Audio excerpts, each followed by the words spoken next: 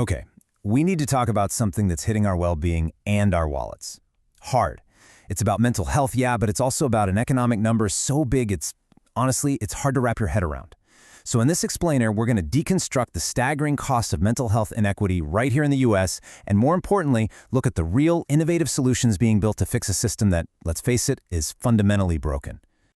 $14 trillion. Just take a second with that number. This isn't the budget for some small country. This is the projected cost of our broken system. Yep, that's the projected economic hit from mental health inequity in the US by the year 2040. That is, if we don't change course. And look, this isn't just about what we spend on healthcare. It's so much bigger. It's about a massive loss of human potential, lost productivity, and just lost well-being. So, I get it. A number that huge, it feels abstract, right? Almost like it's not real. But it is. It's rooted in very real, very tangible costs. So let's actually break it down. Where does that $14 trillion figure even come from? Okay, so this chart tells the story. This isn't just one single problem. It's really three massive drivers. First, you got excess medical spending. Because, surprise, surprise, our mental and physical health are deeply, deeply connected. Then there are these huge productivity losses. And maybe most tragically, you have the economic cost of premature death. It's this devastating ripple effect that touches everything. All right, so we've seen the numbers, the economic data, but to really truly get what this crisis is about, we have to look behind the numbers. We have to talk about the human story, the real-world barriers that people run into, face first when they just try to get help.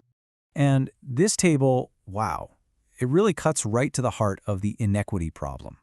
The data shows that Black Americans are 20% more likely to report serious psychological distress. But, and this is the key, they are far less likely to actually get treatment for it. It's a simple, devastating equation. Higher need, less care.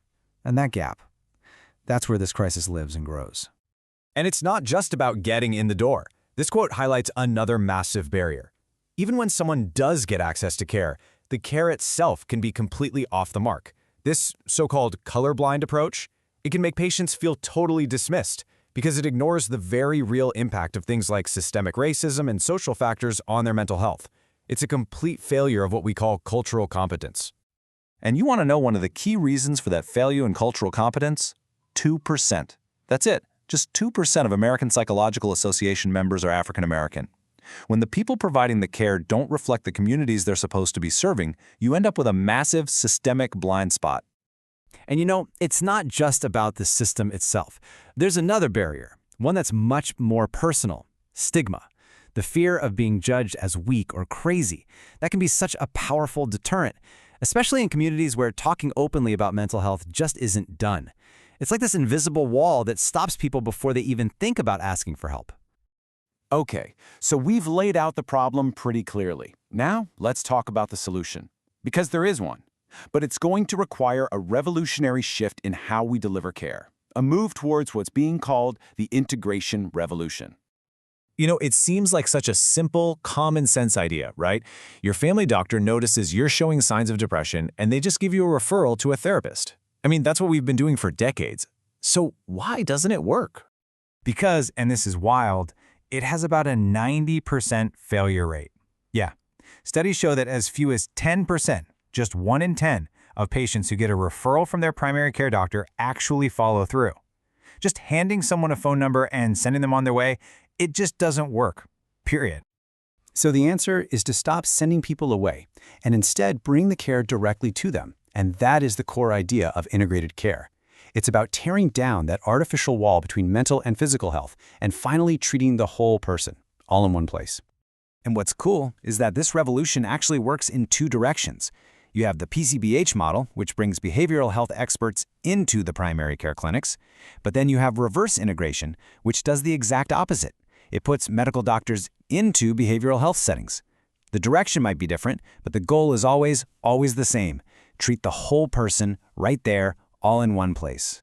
And this diagram really shows you how it all works in practice. This is called the collaborative care model. And you can see the patient is no longer out there alone, trying to navigate this crazy system by themselves. Instead, their primary doctor is backed up by a whole dedicated team. You've got a care manager who's in constant contact and a psychiatric consultant providing expert advice from behind the scenes. It's like a safety net, making sure no one falls through the cracks. So, the model makes sense, right? It's clear. But how do we actually make it a reality? Let's move on and look at how policy and technology are creating the actual tools we need to build this new, more equitable system. So, there are really 4 pillars holding up the future of mental health care. We've already talked a lot about the integrated care models. Now let's dive into the other 3 pieces of the puzzle that all have to work together to make this system actually function for everyone. Telemental health has been an absolute game changer. Seriously, by using technology, we can instantly knock down some of the biggest, oldest barriers to access. Think about it. If you live in a rural area, or you can't get transportation, or maybe you just feel more comfortable and safe at home, care is now literally just a click away. But look, for any of this to really work on a grand scale, you have to follow the money. And that is exactly what's starting to happen. The Centers for Medicare and Medicaid Services, or CMS, is driving huge change with programs like the AHED model, which is actually funding this kind of system redesign. And this is so crucial. New payment codes now mean that providers can actually get paid for doing this collaborative work. The financial incentives are finally catching up with the science. And this brings us right back to where we started. A new system, new tech, it's all meaningless without a new approach. Culturally competent care makes sure that providers aren't just treating a diagnosis on a chart, but are treating a real person with respect for their background, their life experiences, and their culture. This is how you rebuild the trust that was so broken by the old system. And this question, which is suggested by the National Alliance on Mental Illness, is such a powerful tool. It's a real, concrete way for you or anyone to advocate for yourself and figure out if a provider is actually equipped to give the culturally competent care you deserve. It puts the power back where it belongs, in the hands of the patient. So you see the pieces falling into place, right? We have a new model for care, new technology, new ways to pay for it, and a new, vital focus on cultural competence. The goal, finally, is to treat the whole person, not just a collection of symptoms. But the huge question that remains is this. Will this fundamental redesign be enough? Will it be enough to finally erase that $14 trillion burden and make health equity a reality for everyone?